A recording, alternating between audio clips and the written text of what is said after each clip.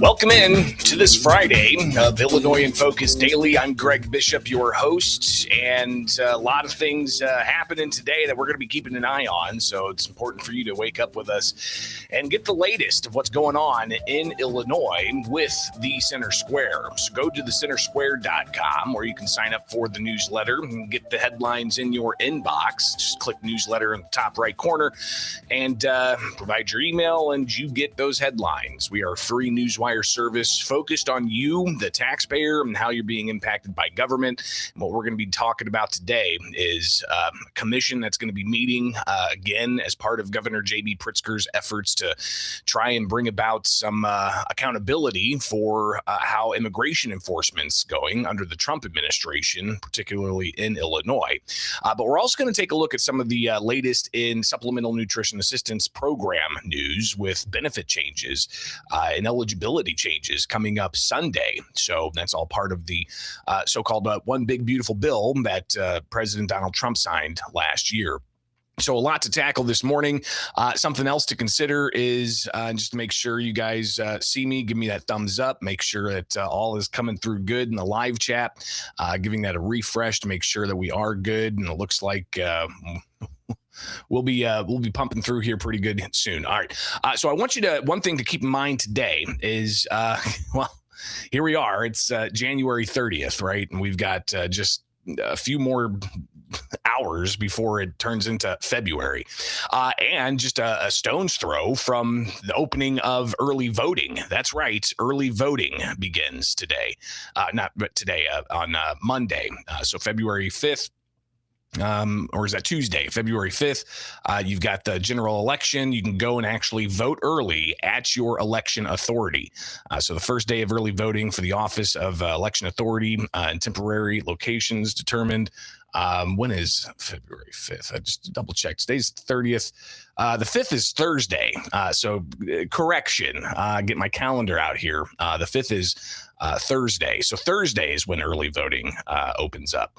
And you can go to your election office. So go to the State Board of Elections website. You can see all the details, but also you can get information for voters where you can see who's running in your particular jurisdiction, right? So we've got a pretty healthy ballot. We'll be talking about this some all throughout next week as well. And maybe we can also line up some candidates to get in front of you. Got questions for Jim Mendrick, DuPage County Sheriff. Hopefully we can get him on next week. Rick Heidner. Hopefully we can get him on next week. And Darren Bailey as well. So we're looking to get those individuals lined up to talk about why they think they should get the Republican nomination to take on Governor J.B. Pritzker. So that's something to consider for today into next week. Something else to consider is the U.S. Supreme Court.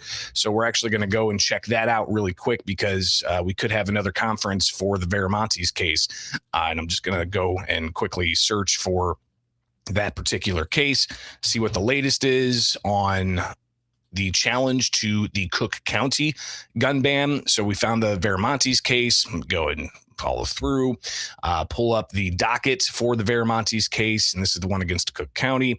It is distributed for conference. So the 23rd is when they last had it in conference. Has it been relisted? Doesn't look like it. So obviously, we'll be still waiting on that. I haven't seen any movement on the other gun ban challenge that's in the appeals court. So we'll see exactly where that stands as well. All right. So it is Illinois in Focus Daily. I'm Greg Bishop. Wake up with us each and every weekday morning as we break down what's going on for you here in the land of Lincoln. We'll talk about some efforts for accountability on domestic immigration enforcement. So stay tuned. It's right here with Illinois in Focus Daily.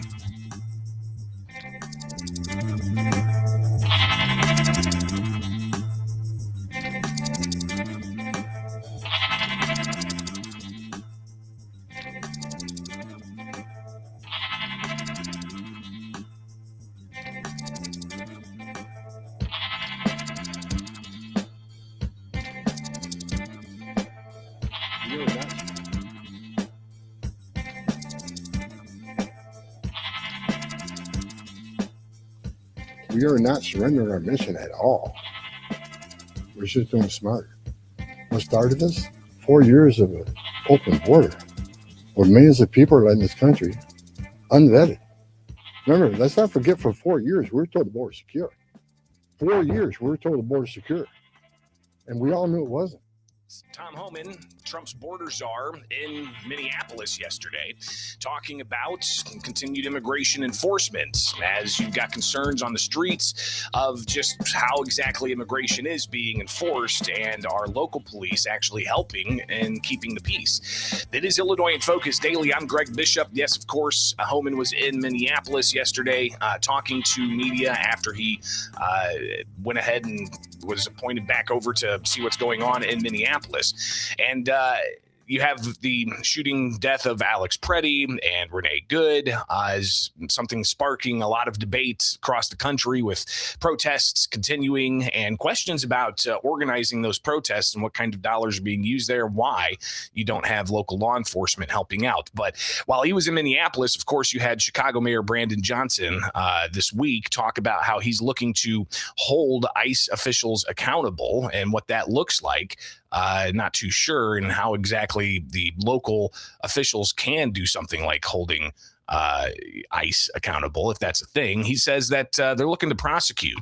Look, after what we've seen in the streets of this country, we have to seriously look at how local government can ultimately not just bring charges and investigation against the federal overreach, but how we can create a process that allows for prosecution of these individuals.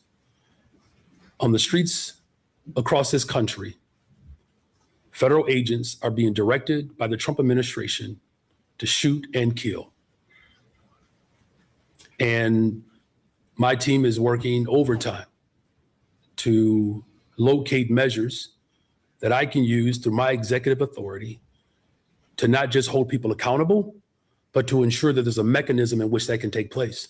So we'll continue to explore all options and take a deep look into what we can do to not just investigate, but to prosecute. So what exactly that looks like, not sure. We could possibly hear about an executive order from Chicago Mayor Brandon Johnson about how he looks to possibly go after ICE officials. But Homan saying, listen, nothing's perfect. I do not want to hear that everything's been done here has been perfect. Nothing's ever perfect, and anything can be improved on. And what we've been working on is making this operation safer, more efficient, by the book. The mission is going to improve because of the changes we're making internally. No agency or organization is perfect. President Trump and I, along with others in the administration, have recognized that certain improvements could and should be made. That's exactly what I'm doing here. Some of those improvements that Homan's talking with local officials about in Minneapolis is something he's talked about across the country in various sanctuary states and jurisdictions where local police aren't allowed to cooperate with federal immigration authorities, like in Illinois and Cook County and Chicago. But he says, listen, the best, most common sense way to do this appropriately to enforce federal immigration law is to have that local cooperation.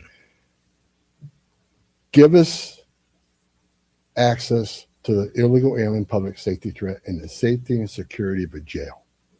It's common sense. It's safer for the community, it's safer for the agent, and it's safer for the alien. Because anything can happen on a street arrest. It just makes common sense. And what that looks like in Minneapolis, he says he's getting some cooperation to do that, to have, state jails in Minnesota hand over non-citizens when they're released from a jail after serving their time, or released from prison when they're serving their time. So he says that's an agreement, at least Homan mentioned yesterday, he has with local officials there. And he says it's important because it'll bring about safer conditions. This is common sense cooperation that allows us to draw down on the number of people we have here. Yes, I said it. Draw down the number of people here. Because we have the efficiency and safety of the jails and the prison. Matter of fact, I have staff from CBP and from ICE working on a draw down plan. What does that look like based on the cooperation? What does that look like based on how many targets we have left to find? So Homan saying the drawdown can happen if there's local cooperation with, the worst of the worst, as the Trump administration calls them, being handed over by local officials to immigration officials. If that happens, then they can draw down and not see that type of force on the streets of having to go find those, quote, worst of the worst. Johnson, though, earlier this week still says that he has concerns about how ICE is conducting their business, and he says that they need to be out. I'm obviously very much still concerned about the private, masked, terrorizing police force that the Trump administration continues to sick on working people across this country. It's why I've used every single tool that's available to me, and many mayors have looked to those tools that we've used. So the tools that the Johnson administration could possibly unveil with some kind of executive order, we're going to have to wait and see. And we'll be keeping you posted on all of that. All of that going on while you've got the ongoing question of what that accountability looks like. Today, there's another meeting of the Illinois Accountability Commission, and that starts at 9 o'clock, and it's going to be live streamed by our partners Blue Room Stream. This is, again, is Governor J.B. Pritzker's Illinois Accountability Commission. He says that he wants them to examine key Trump officials, and Pritzker going through in a news statement last night. He wants to look at Stephen Miller, Tom Homan, Kristi Noem, Gregory Bavino, Tricia McLaughlin, Corey Lewandowski, Todd Lyons, Rodney Scott, and additional deputies, and so on. So what that's going to look like today, obviously, we'll unpack some of it for you on Monday. It is Illinois in Focus Daily right here with the Center Square.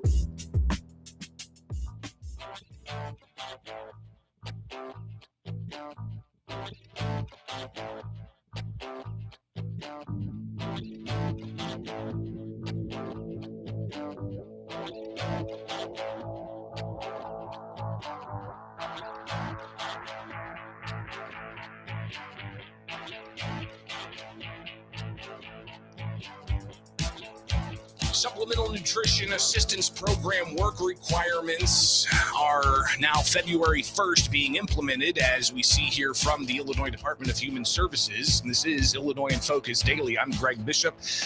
Join us each and every weekday morning for the latest in Illinois, and subscribe for the newsletter at thecentersquare.com. So, Supplemental Nutrition Assistance, SNAP. It's food stamps, subsidies for nutrition. Goes through the U.S. Department of Agriculture. States receive this money, and then they distribute it as needed. Now, a lot of different movements with SNAP, and we'll just look here at the latest from the Illinois Department of Human Services, where they say notice of SNAP work requirement changes. And they go through and list out implementation date of the SNAP work requirement rules moved to February 1st. So that is Sunday, first countable month for those who are not meeting the work requirements or eligible conditions from an exemption will be February 2026. So clients who previously received countable months for December and January will have those months removed from their countable months and receive a notice here alerting them to the change. Due to a court ruling, the start dates of those work requirements February 1st.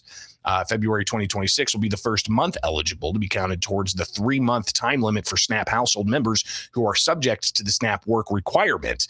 Any countable months received prior to February 2026 will be removed. So that ultimately means you've got work requirements kicking in, and people who aren't able to prove that they are seeking work or working will have to go and, have 3 months possibly of assistance, and then that's it. But look at the overall amount of SNAP dollars nationwide that has been spent historically. All right, all the way back to 1969, this chart from the federal government shows just how much in millions of dollars. So you're talking $250 million back in 1969, and that's increased all the way up to $113 billion in 2023, $99 billion for 2024. So that's nationwide. And what it looks like for the various states, you can see here for Illinois in 2025, you've got $4.4 billion with that helping around 1.04 million people, households, 1.9 million people in the state of Illinois.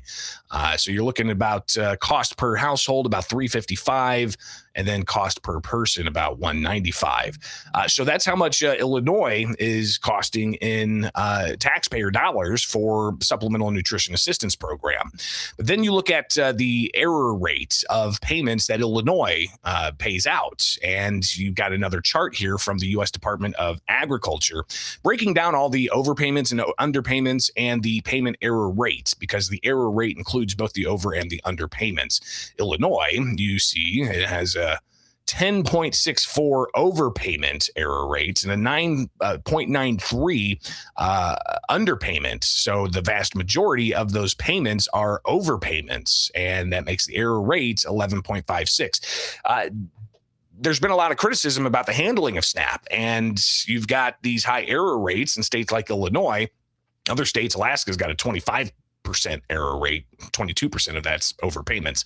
A lot of states tackling, double-digit percentage error rates, and they have to bring it down, or else the state's going to be on the hook for the difference between 6% and 11%, almost 12% for Illinois. Has the error rate always been that high, up to 11.5%? Well, again, looking at the fiscal year 2024 number versus the fiscal year 2014 number, what was Illinois' error rate? So let's find that here. Illinois just passed it, and you're looking at a 5.27% error rate in 2014.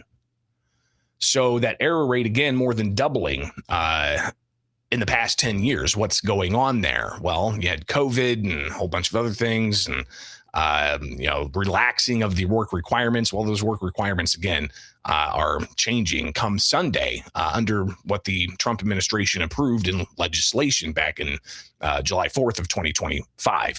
All right, so that's just a little overview of some of the SNAP funding issues that you're going to be hearing about heading into the weekend, and you're getting it right here with Illinois in Focus Daily. I'm Greg Bishop. Wake up with us each and every weekday morning for the latest here from Illinois for the Center Square.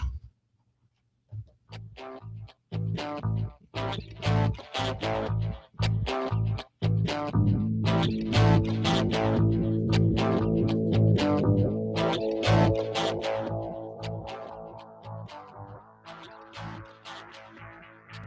right, I'm really excited to tell you about something that the Center Square is launching next week, and it's a national show that I'm going to be the host of. It's going to be called the Center Square Daily. This is a big deal, guys. You guys are here each and every weekday morning, and I can't express my appreciation for the ongoing support. And we've got big things ahead with the Center Square Daily, where we're going to be talking with our reporters from across the country on stories impacting taxpayers all across the country, why it's important to focus in on state house activity, but we're also going to be looking at the federal policies and even interviews with newsmakers from across the country. Again, this is going to be a very informative program, and it will be daily. All right, so be sure to keep it here with YouTube and the Center Square for the Center Square Daily starting Monday around noon. All right, it's going to be a live weekday program. What does that mean for Illinois in Focus? Well, we'll still get you Illinois in Focus daily. We're looking at how to best work that in, all of this developing, and really excited to be able to share that with you on this Friday as we get ready for a much-deserved weekend. So looking forward to bringing you the Center Square Daily next week, but we'll see you back here next week for Illinois in Focus Daily, which eventually will become part of the Center Square Daily. So excited about all of that and appreciate you guys' support. It's really pushing us through. So be sure to share this up with your friends, family, loved ones, those you think can benefit from straight down the line reporting each and every weekday right here with the Center Square. We'll see you back here next week. Again, launching the Center Square Daily. Very excited. Very excited. All right, have a great weekend. We'll see you back here on Monday.